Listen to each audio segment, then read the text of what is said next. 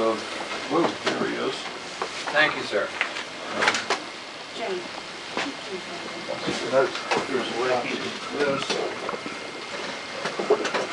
Yeah, this way. You wouldn't happen to have one for the 80 would you? I do. I can't really see Unfortunately, the screen when it's it's not so all in bright color, on each but side.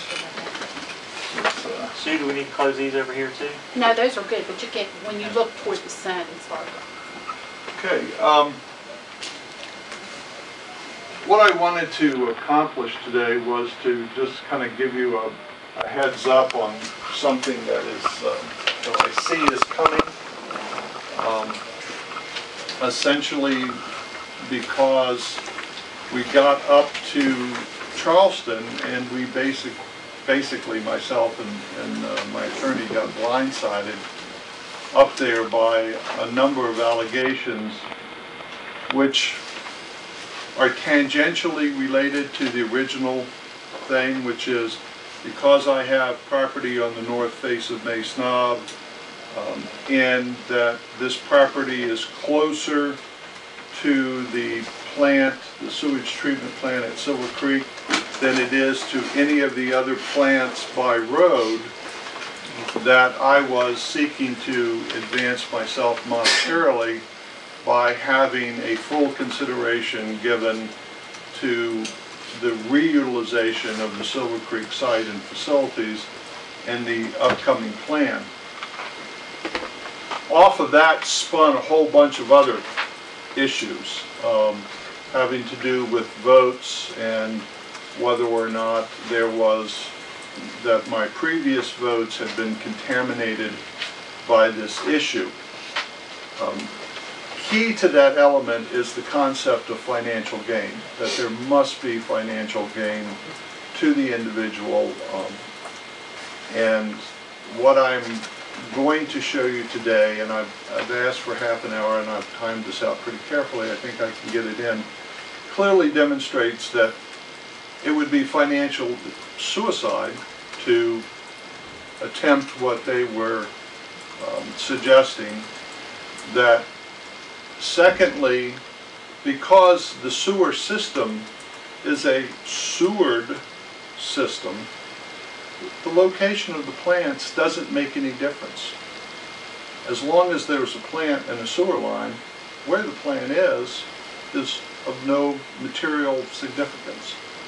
And it will be my contention moving forward that the continuation of utilization of that concept, that because as the crow flies it may be closer to this plant than if you take the thing out to the road and run it down the road, back in and over here to another plant. My contention is, if you're dealing with experts, that's silly. We're talking about a sewage system.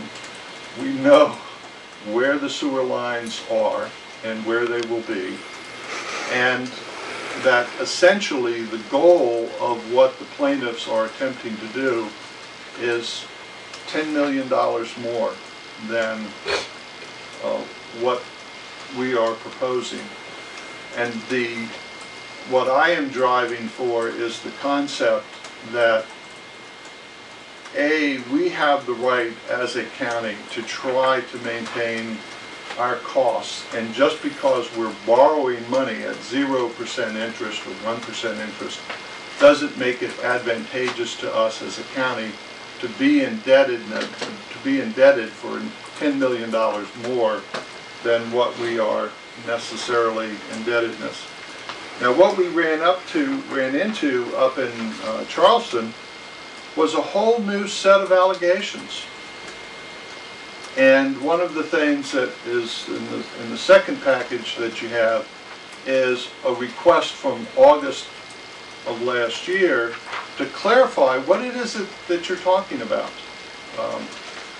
That this is important, that thousands of dollars go into the preparation of the defense for each and every allegation, and tell us what it is that you are in fact charging us with, because what you, the Ethics Commission, has said the issue is different and totally different from what the allegation made by the plaintiffs.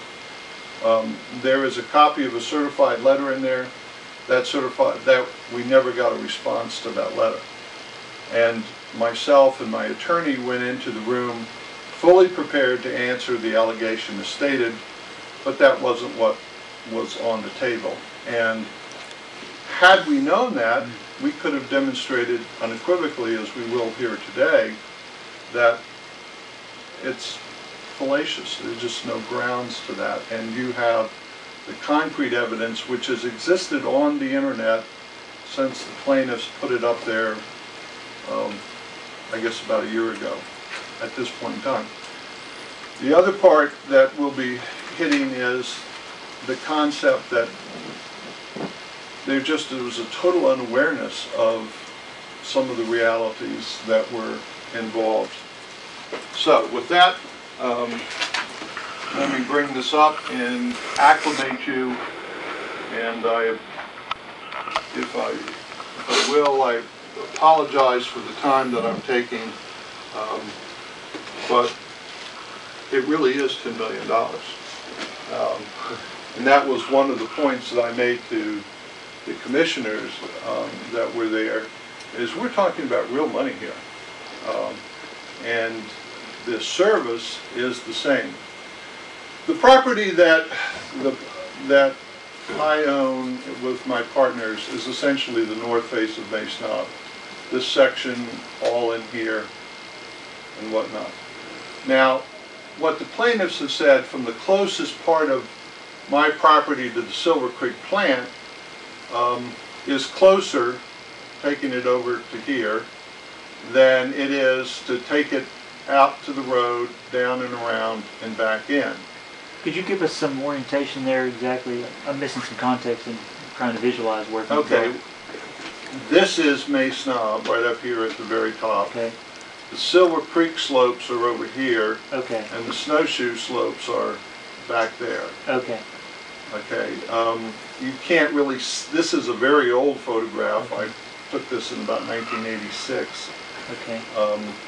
But you can't really see the Silver Creek slopes on this. They're just off right over there on the next ridge line back. And you alluded to a road at the right? Which road, which highway? Well, 219. Okay. 219 comes up right over here and goes on down the valley. Okay. And the county line crosses over through here and comes up.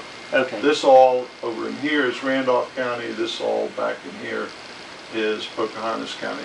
Got It's it. about 460 acres, and it has an internal elevation change of 1,200 vertical feet, 1,400 vertical feet through the lowest place, which I call the notch, right over there.